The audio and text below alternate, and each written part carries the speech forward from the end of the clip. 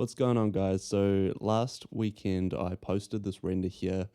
It's I guess it's like an interior kitchen render. It's pretty moody. There's some contemporary surfaces there, and the lighting is quite interesting, color grading and everything. So I just thought I'd do a quick behind the scenes of it and show you guys how you might put something like this together. So obviously this is the final result, and yeah, so essentially what we've got here is a ArchiCAD model base, and what I did is like this kitchen bench top is ArchiCAD, and some other, I think, yeah, there's a few other kind of bits of geometry that is ArchiCAD as well, but a lot of it actually I modeled in Blender over the ArchiCAD model, and that's something that I do a fair bit,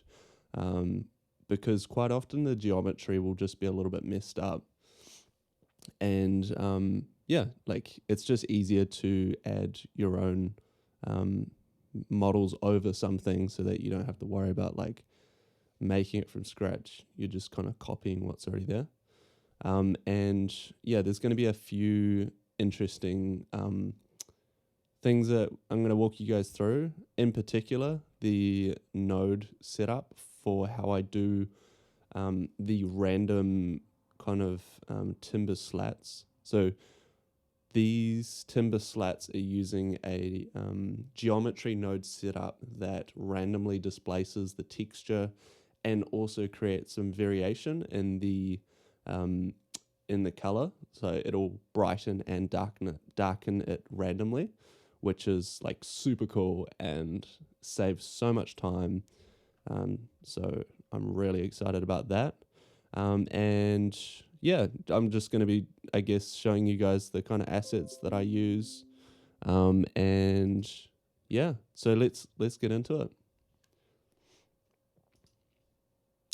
So this is the scene here. And this is actually, if you guys have seen my other behind the scenes videos, this is the bunker house. So I did one from this direction. I broke down the grass that I used in this direction. So have a look at those ones. I guess the recording quality isn't as good as probably this one will be, because it was one of my first videos. So, you'll have to get past that. But yeah, that's still really useful to learn my process. So yeah, this is essentially the scene here. Everything else is like just it's just an absolute mess, and you don't even need to worry about that. Like anything that's within the frame of the render, that's what you worry about. Anything outside, it could be an absolute zoo. It doesn't matter. All that matters is that you're creating a render that is exactly what you want to do. So as an example, behind the camera, I've just literally put a plane here. And I did this because I could see reflections. If I go back to the render, I can see reflections before of just the sky, and it just completely destroyed the composition. And also there was too much light coming from behind the camera, and I actually wanted to control the light from the side. So essentially by creating a plane, you're removing any light that comes from that direction so that you can have a more powerful direction from the side. And in terms of the assets, you'll notice that like none of this works. And it doesn't matter because when you go to the camera view, you don't even see the legs. So I really want you guys to think about not being so precious with the whole scene. Only worry about the view that you see and just throw stuff at it. So essentially what I have here is just like a plank of wood. I have the actual table, but I noticed the UVs were messed up because I wanted to stretch it and change the size of the table. So I just created a box and added the same texture. These plates and stuff were, if I go back to the render real quick, they were, what were they? They were Polygon. Actually, a lot of these assets are Polygon. These knives and forks, and I'm just going to go quickly through the assets. The knives and forks were just something off Turbo Squid. They were like free. So I was like, sweet, just chuck it in there. This vase and stuff, I believe that's Polygon 2. The whiskey and stuff like that, and that's Polygon. All the stuff in the back, that's Polygon. The knives and stuff, that's Polygon. The chairs, I believe they are 3D Shaker. I'll just check on that. But, oh yeah, and all the materials as well. These are all Polygon. So, like, seriously, the Polygon is a great resource for anything that you guys need.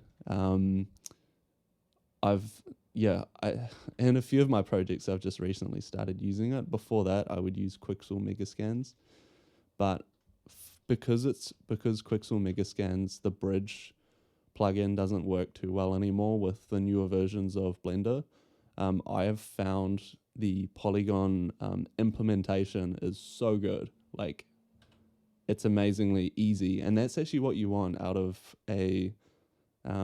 your process. You need to find ways to remove resistance out of your pipeline, and resistance is like anything that you're waiting for, anything that just takes too long or is frustrating or whatever, anything that takes away from doing the stuff that you enjoy doing. You want to just like try to minimize that. There's going to be things that you just need to do anyway, and there's no way to avoid that. But when it comes to creating materials or getting materials, you want to try to find a way to optimize that process. And for me, Polygon's been great for that. And it's super affordable too. I'm not sponsored by them. But yeah, they're just freaking amazing. Okay. And so, there's a few bits up here. These are all just like quickly modeled. These are just lights, and I don't know. I just like to model all my stuff. This is just literally a plank. So if I go back to the render, all these lights up here, it's just a box, black material. These are all tubes. So how I normally make my lights is I'll just create like a cylinder, shrink it down all the way, chuck it up here. Normally a good diameter for a light could be anywhere from 70 mils to 140 mils, depending on where you are in the world. So if I go 0.07,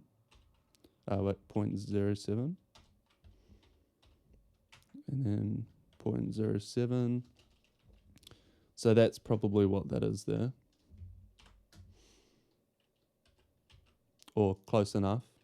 And then essentially once you make your tube, oh, that's on an angle. Anyway, once you make your tube, you literally just come into here, you go into the face select, you inset faces just a little bit, extrude up, and then essentially you just want to make a material for your black metal, and then you want to go add another one, and then you want to click on that one, and then with this new material you just want to go light, or you want to make an emissive light material.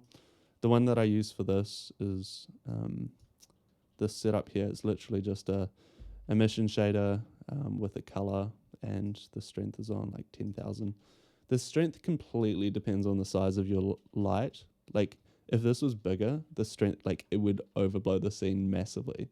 But because they're just small little spots, it's actually okay. So if I go back to the render real quick, we've also got a light here, and that's like the same process. It's actually way easier. So I just created a box. I did the same inset face, added the material on the outside, added the light material. So this one here, this is a different light material because this is a lot bigger. So whenever you're working with lights, you want to make multiple materials. Maybe they have the same color temperature, like that's probably a good idea. So you also want to use like a black body color node, which will give you accurate temperature. 2800 is like the lowest you want to go. That's like the warmest. anything lower than that, you're heading into just unrealistic territory. And you'll notice this strength is only 10. The spots were 10,000. So because of the size of these, this is like so much more surface area than these lights. So we can get away with that. So in terms of like the kitchen modeling, you really want to get used to learning how to design a kitchen layout and learning about all the intricacies around it. So like all of this was modeled in Blender. If I like remove these two, chuck them out, essentially what we've got behind this is just like a black,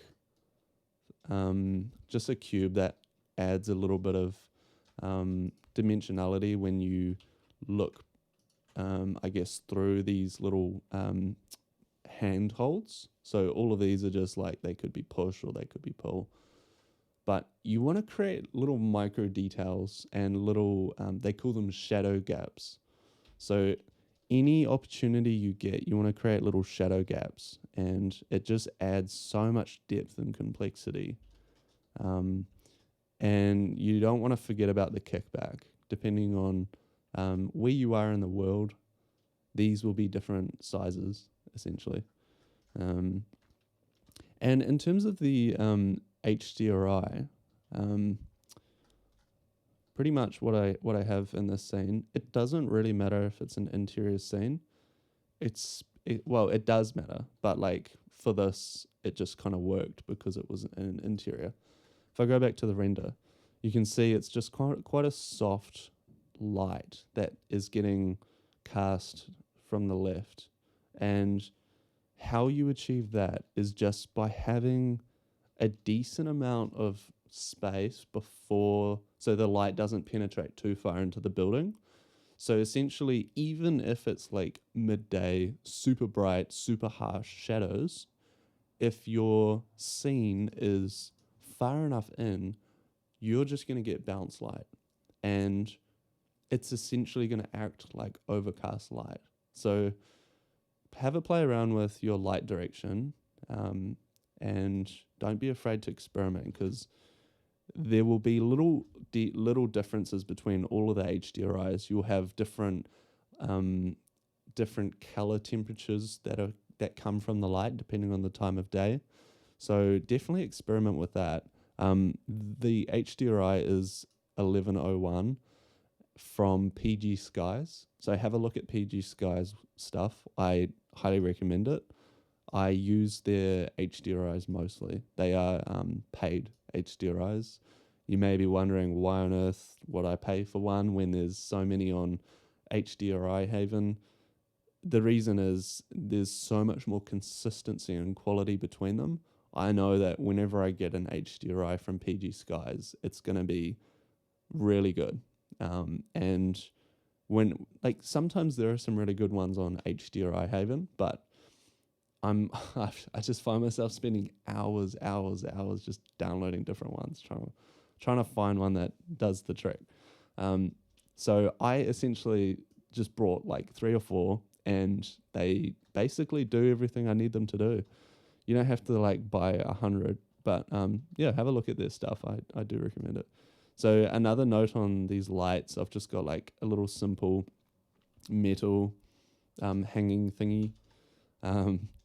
And also, something that I realized after I'd done this render, something I should have done is having this shadow gap continue over here, because technically, like, this is a swinging door.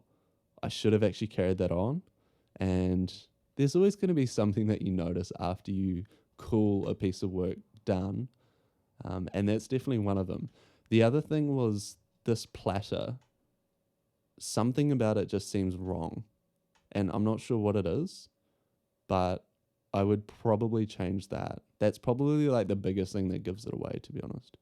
So, okay, so we've kind of done a behind the scenes of most of the interior scene. I do want to touch on that node setup. So if I go up to these ceiling battens, these battens are actually an ArchiCAD model. And essentially, because I exported it as a FBX. All the textures were set up. All I needed to do was replace the material. So if I go to the material setup, let's have a look at this.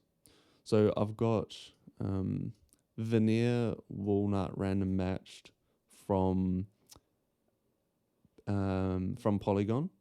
So this essentially, I just like clicked on it. I went across to my Polygon material library, and I believe it's this one, and I just clicked apply. It chucked it on here, and then this was automatically added to the node setup, and then I added my own UV setup. So this is really the magic that happens to create the variation that you want to create. So if we have a quick look in here, all of these, so this is your geometry node, okay? I am not an expert at geometry nodes at all, but this random per island is where the magic comes from.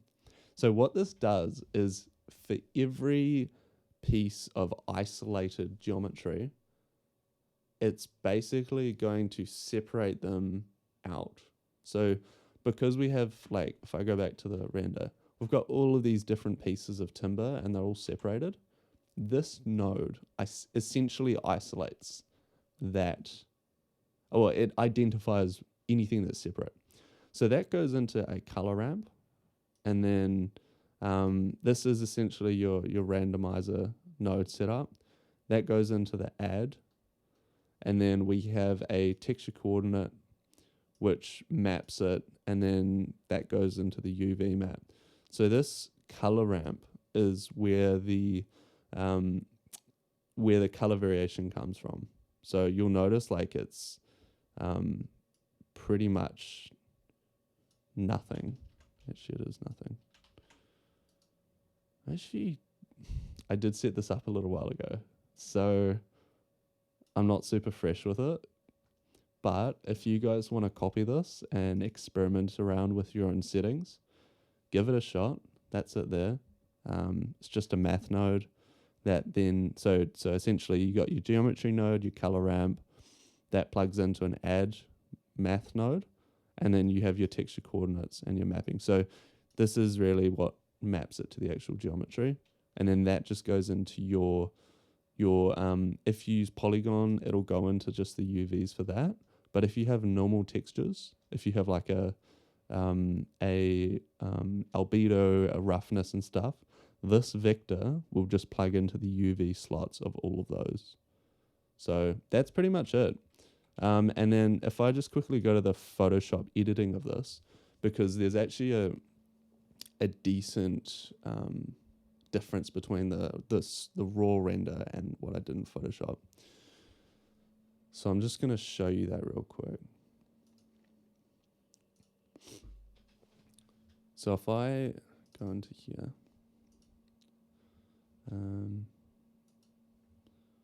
is that the right one?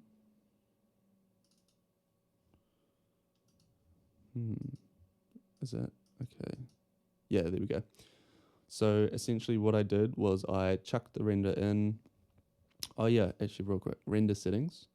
Nothing too amazing, like just a bit of just got a denoise, 2000 samples. I rendered this at 4K. So what I did was I just did 1080p by 1350 and I did 200%, so that's double that. And then down here, just medium high contrast, filmic.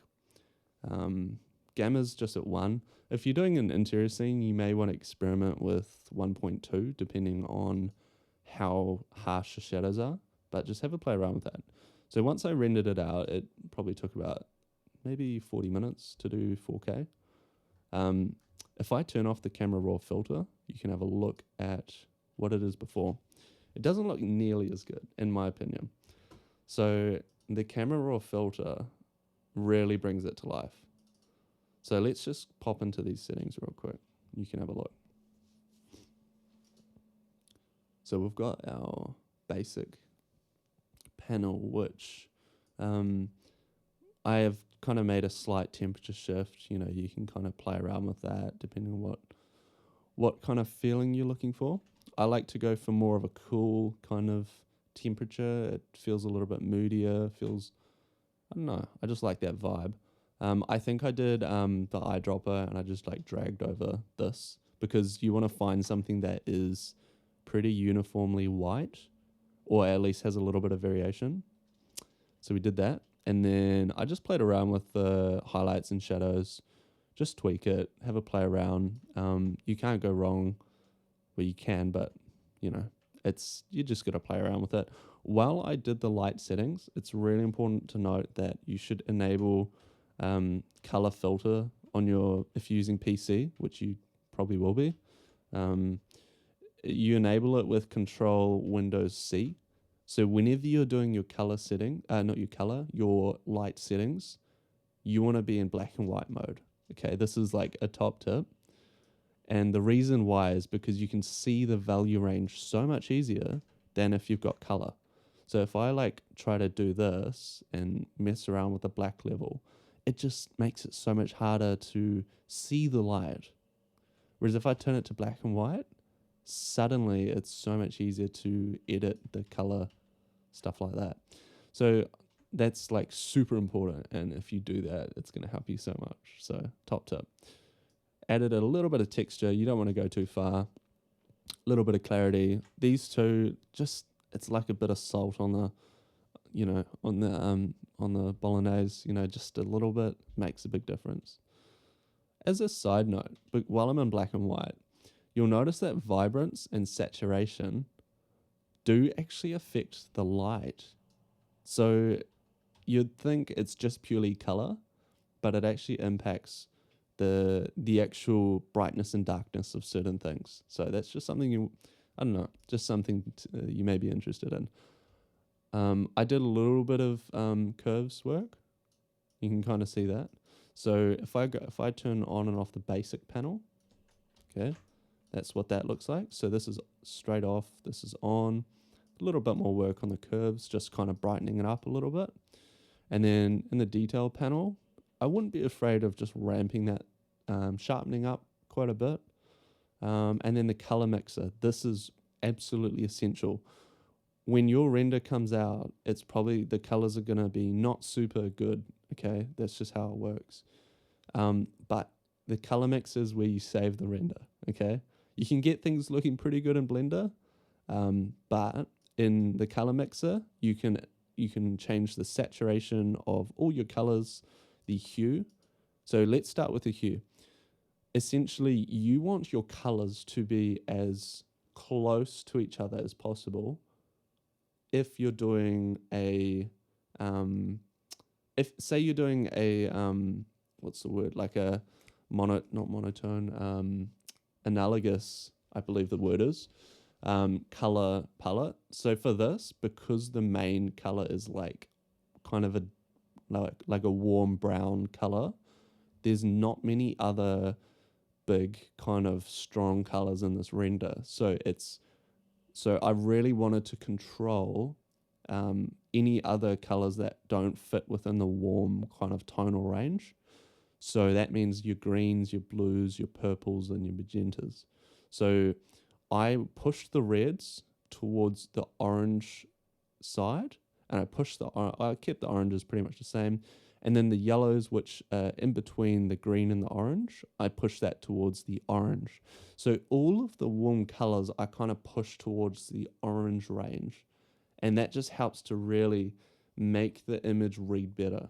So top tip there. Saturation, as before, I just pulled down the greens and a little bit of the blues, the purples and magenta. Any color that isn't part of that orange kind of brown warm tone, I just got rid of, because that was the vibe of the render. With the luminance, you want to be quite careful with it, because you can definitely like go overboard. Like you can actually control like the lightness and darkness of colors, which is like super cool, but it's like with great power comes great responsibility. So be careful with that. And color grading, I don't generally touch grading. So let's just turn on and off color mixer. So that's what that looks like. Optics, it's just like the cream on the top, just a bit of vignette. just to kind of, just to pull you in a little bit. Geometry, not much. Just I normally just chuck auto on, and that helps to line things up a little bit. Effects, I really like adding a little bit of grain, and that sounds like really weird because it's like when you render, you want to remove grain, but Photoshop grain is different, and it just creates a little bit more softness and removes that kind of render vibe, and it's almost as if it's taken with like a DSLR or something. So have a play around with the grain for sure. And that's pretty much it. So after that, just that's it. So it's done. I did actually for my Instagram. If I go back to here, I have where is it? Let's go back to here. So I have a Instagram version of this, which is scaled down to 1080p from 4K. And by scaling it down, you're retaining a lot of that detail, but you're making it so that Instagram can actually not mess with it, because it's like part of their compression is like if you post something that's super like high detail, it'll just destroy it. So yeah, that's the aesthetic. I applied a high pass filter over this, and essentially what that is if I go back, I go basically just merge all the layers, and then I go filter. So you go duplicate layer or whatever. Okay, duplicate. And then essentially this goes on the top of your layer setup. You go filter, other, high pass. And I normally go like 1-ish. Play around with it. Then you change this to linear. Wherever linear is. Linear light. And then you can adjust the opacity. And so by downscaling it to 1080p, to still retain that kind of sharpness, you want to probably use a little bit of high pass. And essentially, if I turn that on and off, ooh, what's going on here?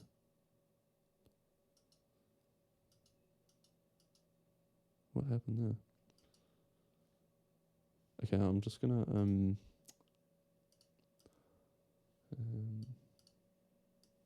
I'm just gonna chuck this in here. So let's just do this again. So essentially, imagine this is a finished render. I'm going to duplicate it. Okay, and then I'm going to go filter, high pass, and then I'm going to go linear light. Okay, so if we have a look at the difference, it's pretty incredible, eh? So that's a little bit too harsh. You can notice it kind of starts to create too much separation. So you want to just lower that opacity down to maybe 50%. Even that's probably a little bit too much, maybe 34. It's just that final touch that just helps the image read a little bit better and gets it to look real nice and crunchy.